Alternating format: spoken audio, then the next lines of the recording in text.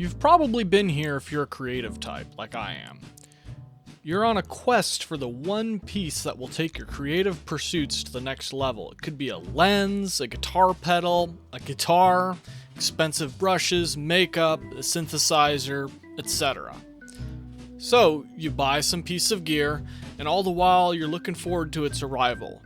The whole time you're not creating, you're instead obsessing over the next thing.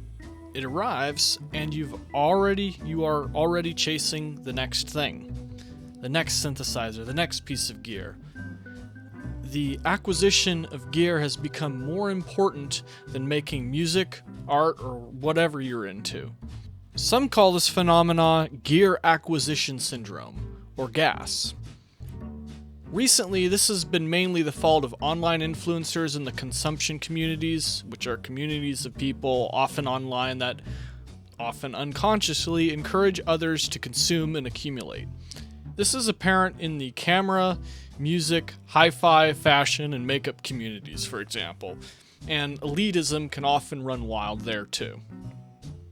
A lot of content on the internet these days functions as advertisement, and so-called influencers are often paid to peddle wares, and even if they're not paid, they create unboxing, reviews, showcases, hauls, and the like.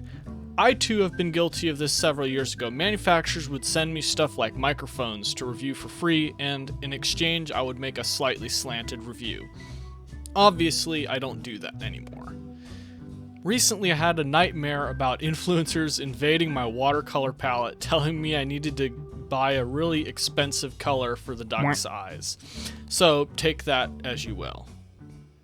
Anyhow, these are factors in recent trends of hyperconsumerism and fast fashion, and being mindful of them can help you avoid being taken for a ride. Now, before I bring up minimalist concepts, I would like to have a word about McMinimalism. Minimalism in the West is often presented as a perfectly curated space of matched furniture and organizers and matched gadgets.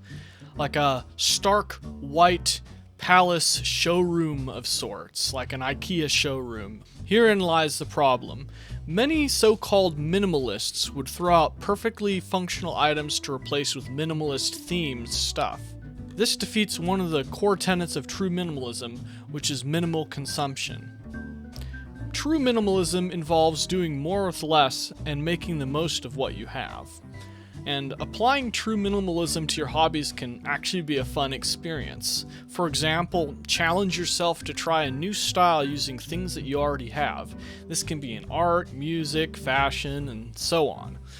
If you're into electronic music, for example, consider checking out the plethora of free plugins and virtual instruments that you can incorporate into your digital audio workstation instead of dropping $2,800 on another synthesizer.